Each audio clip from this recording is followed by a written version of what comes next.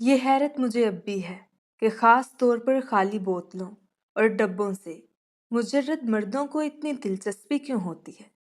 مجرد مردوں سے میری مراد ان مردوں سے ہے جن کو عام طور پر شادی سے کوئی دلچسپی نہیں ہوتی۔ یوں تو اس قسم کے مرد عموماً سنکی اور عجیب و غریب عادات کے مالک ہوتے ہیں، لیکن یہ بات سمجھ میں نہیں آتی کہ انہیں خالی بوتلوں اور ڈبوں سے کیوں اتنا پیار ہوتا ہے۔ پرندے اور جانور اکثر ان لوگوں کے پالتو ہوتے ہیں۔ یہ میلان سمجھ میں آ سکتا ہے کہ تنہائی میں ان کا کوئی تو مونس ہونا چاہیے، لیکن خالی بوتلوں اور خالی ڈبے ان کی کیا غم گساری کر سکتے ہیں۔ سنک اور عجیب و غریب عادات کا جواز ڈھونڈنا کوئی مشکل نہیں کہ فطرت کی خلاف ورزی ایسے بگاڑ پیدا کر سکتی ہے، لیکن اس کی نفسیاتی باریکیوں میں جانا البتہ بہت مشکل ہے۔ میرے ایک عزیز ہیں، عمر آپ کی اس وقت 50 کے قریب ہے۔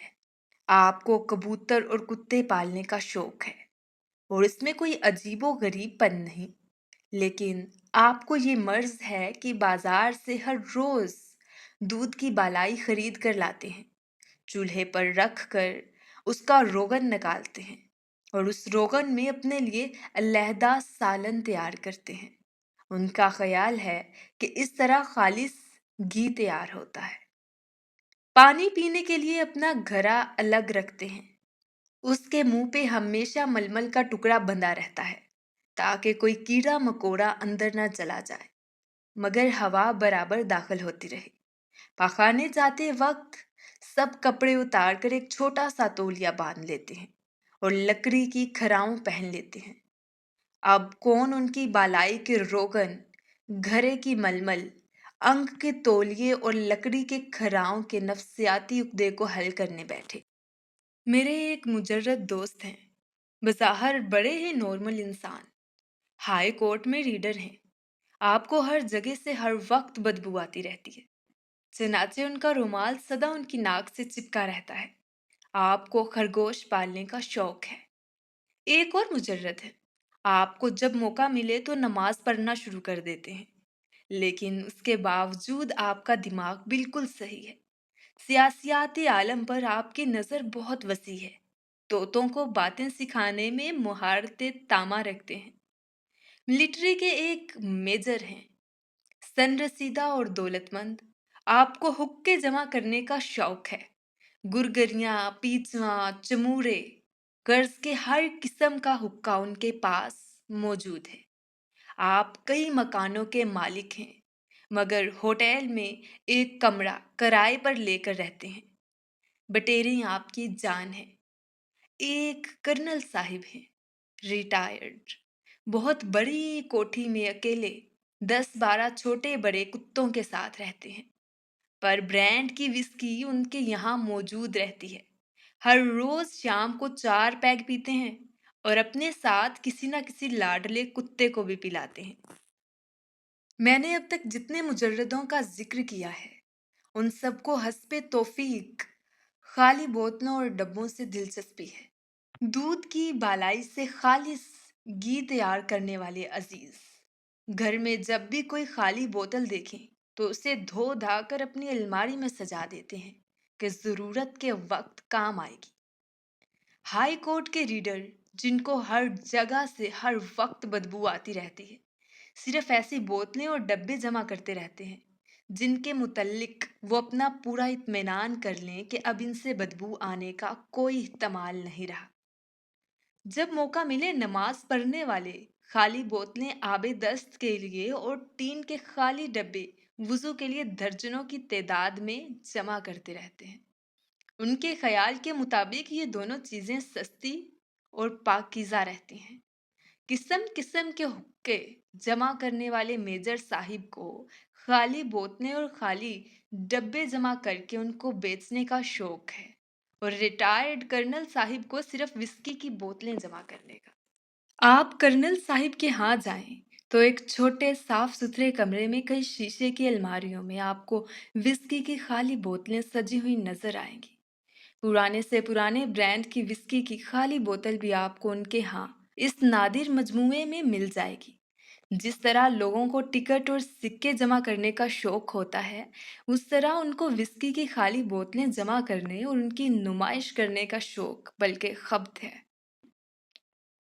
कर्नल साहिब का कोई अजीज रिश्तेदार नहीं, कोई है तो उसका मुझे इल्म नहीं।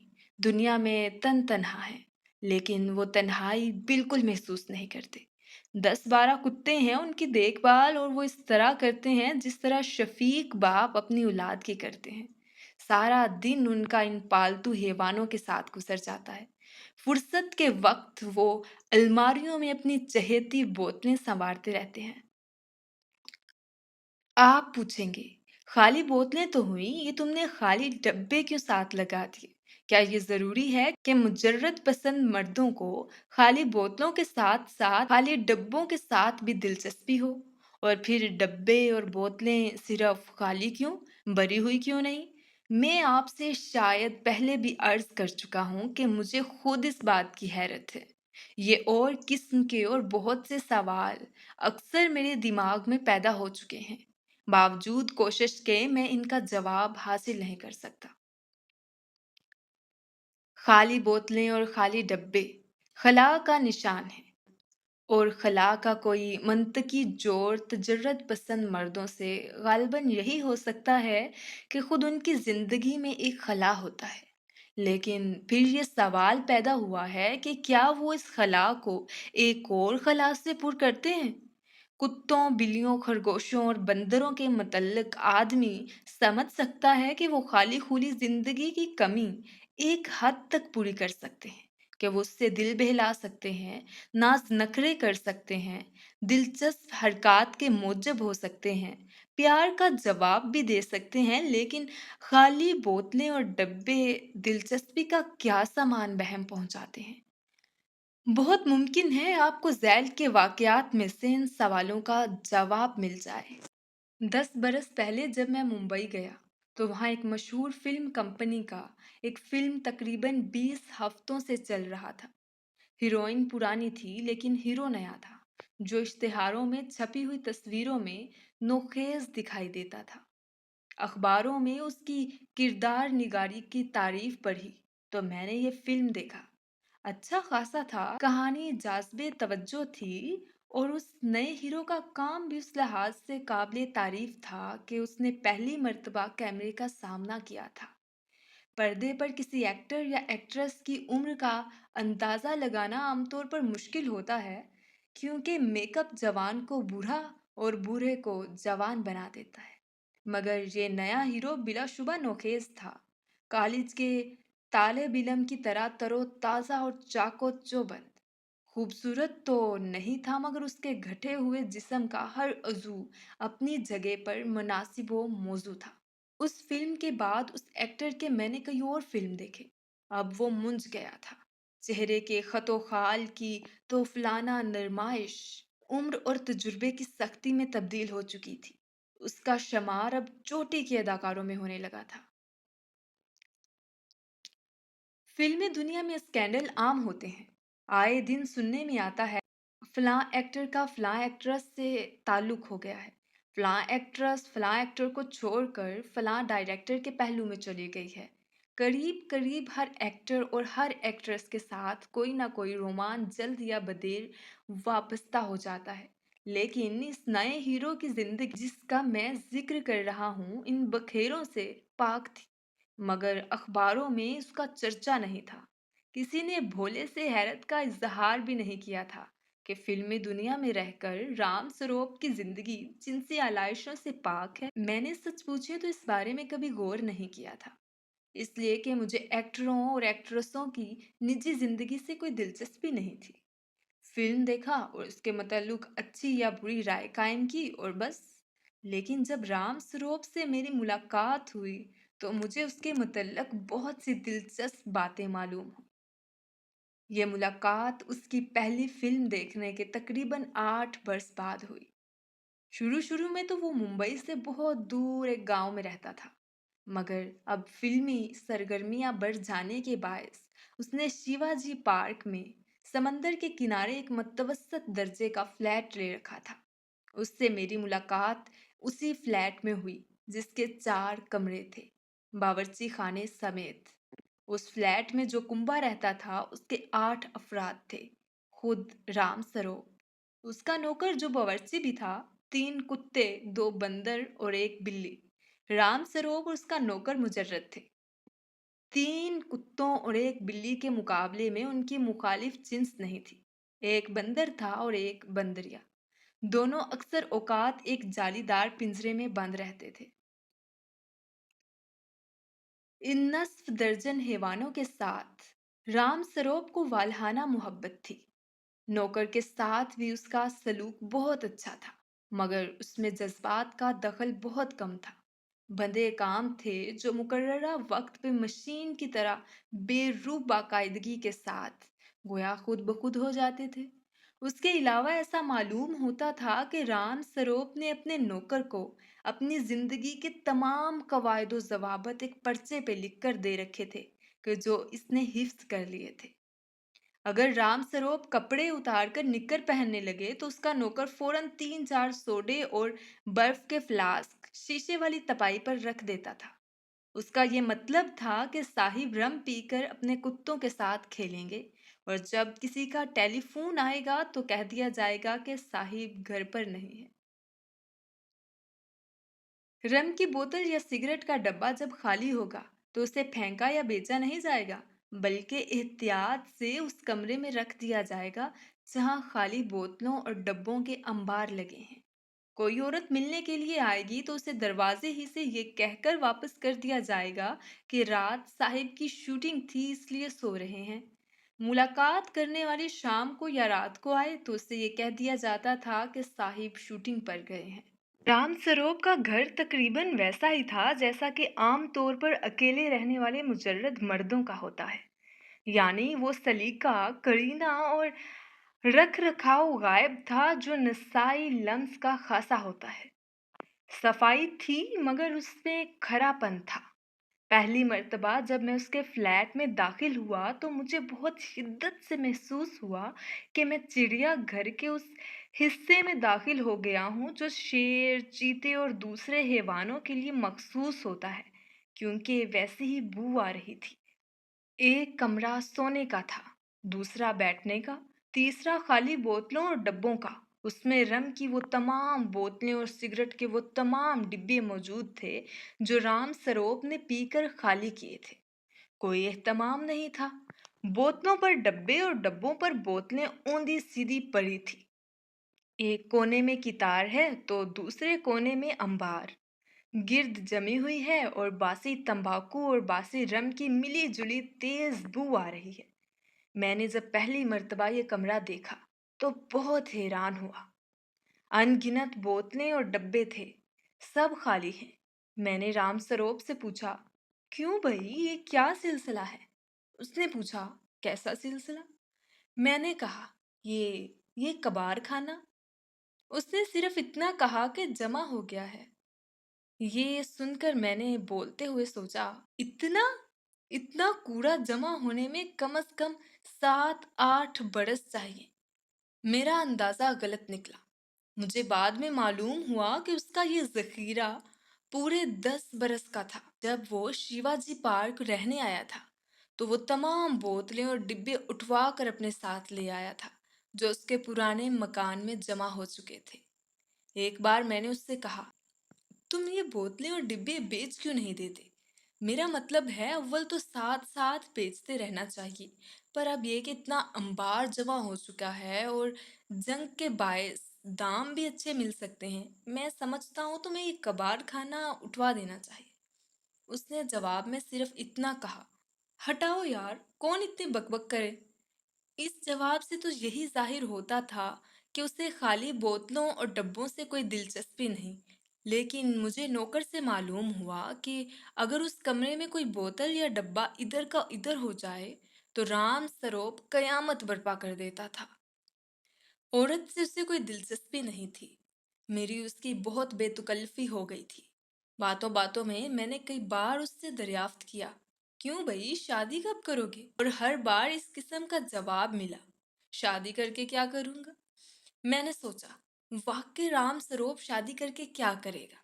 کیا وہ اپنی بیوی کو خالی بوتلیں یا ڈبوں والے کمرے میں بند کر دے گا؟ یا سب کپڑے اتار کر نیکر پہن کر رم پیتے اس کے ساتھ کھیلا کرے گا؟ میں نے اس سے شادی بیاہ کا ذکر تو اکثر کرتا تھا، مگر تصور پر زور دینے کے باوجود اسے کسی عورت سے منسلک نہ دیکھ سکا۔ رام سروپ سے ملتے ملتے کئی برس گزر گئے۔ اس دوران میں کئی مرتبہ میں نے اڑتی اڑتی سنی کہ اسے ایک ایکٹریس سے جس کا نام شیلا تھا عشق ہو گیا ہے۔ مجھے اس افواہ کا بالکل یقین نہیں آیا۔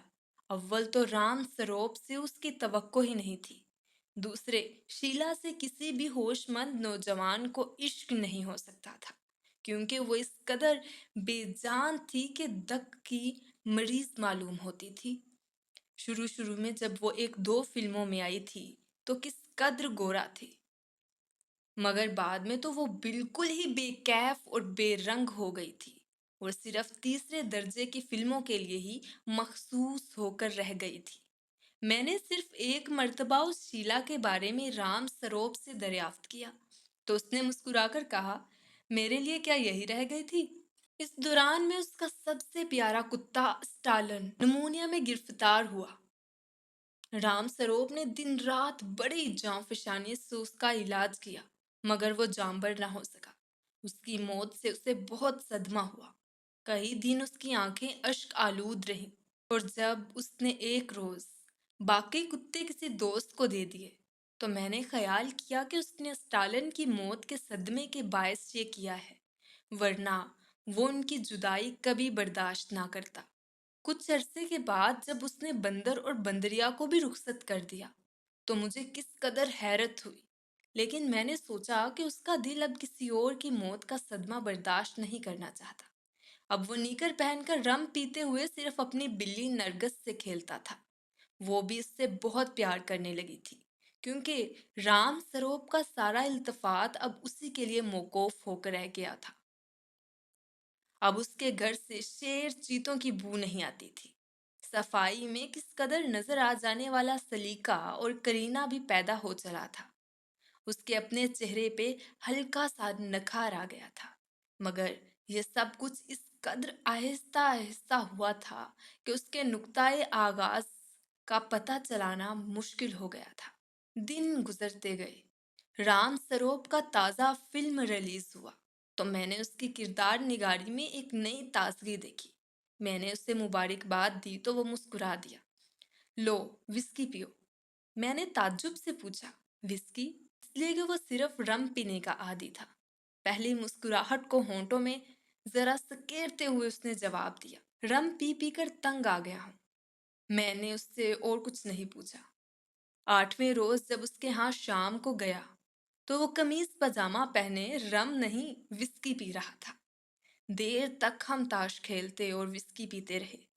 اس دوران میں نے نوٹ کیا کہ وہ وسکی کا ذائقہ اس کی زبان اور تالو پر ٹھیک نہیں بیٹھ رہا، کیونکہ گھونٹ بھرنے کے بعد وہ کچھ اس طرح منہ بناتا تھا جیسے کسی انچکھی چیز سے اس کا واسطہ پڑا ہوا ہو۔ چنانچہ میں نے اس سے کہا، تمہاری طبیعت قبول نہیں کر رہی وسکی کو؟ اس نے مسکرا کر جواب دیا، آہستہ آہستہ قبول کر لے گی۔ رام سروپ کا فلیٹ دوسری منزل پر تھا۔ ایک روز میں ادھر سے گزر رہا تھا کہ دیکھا نیچے گیراج کے پاس خالی بوتلوں اور ڈبوں کے انبار پڑے ہوئے ہیں۔ سڑک پر 2 چھکرے کھڑے ہیں جن میں 3-4 کباڑیے ان کو لاد رہے ہیں۔ میری حیرت کی کوئی انتہا نہیں رہی، کیونکہ یہ خزانہ رام سروپ کے علاوہ اور کس کا ہو سکتا تھا؟ آپ یقین جانیے اس کو جدا ہوتے دیکھ کر میں نے اپنے دل میں ایک عجیب قسم کا درد محسوس کیا۔ دوڑا اوپر گیا، گھنٹی بجائی، دروازہ کھلا۔ میں نے اندر داخل ہونا چاہا تو نوکر نے خلاف معمول راستہ روکتے ہوئے کہا، صاحب رات شوٹنگ پر گئے تھے، اس وقت سو رہے ہیں۔ میں حیرت سے اور غصے سے بوکھلا گیا، کچھ بربرایا اور چل دیا۔ اسی روز شام کو رام سروپ میرے ہاں آیا۔ اس کے ساتھ شیلا تھی، نئی بنارسی ساڑی میں ملبوس۔ رام سروپ نے اس کی طرف اشارہ کر کے مجھ سے کہا، میری دھرم پتنی سے ملو۔ اگر میں نے وسکی کے 4 پیگ نہ پیے ہوتے تو یقیناً یہ سن کر بے ہوش ہو گیا ہوتا۔ رام سروپ اور شیلا صرف تھوڑی دیر بیٹھے اور چلے گئے۔ میں دیر تک سوچتا رہا کہ بنارسی ساڑی میں شیلا کس سے مشابہ تھی۔ دبلے پتلے بدن، ہلکے بادامی رنگ کی کاغذی سی ساڑی، کس جگہ پھولی ہوئی کسی جگہ دبی ہوئی۔ ایک دم میری آنکھوں کے سامنے ایک خالی بوتل آ گئی، باریک کاغذ میں لپٹی ہوئی۔ شیلا عورت تھی، بالکل خالی، لیکن ہو سکتا ہے ایک خلا نے دوسرے خلا کو پر کر دیا ہو۔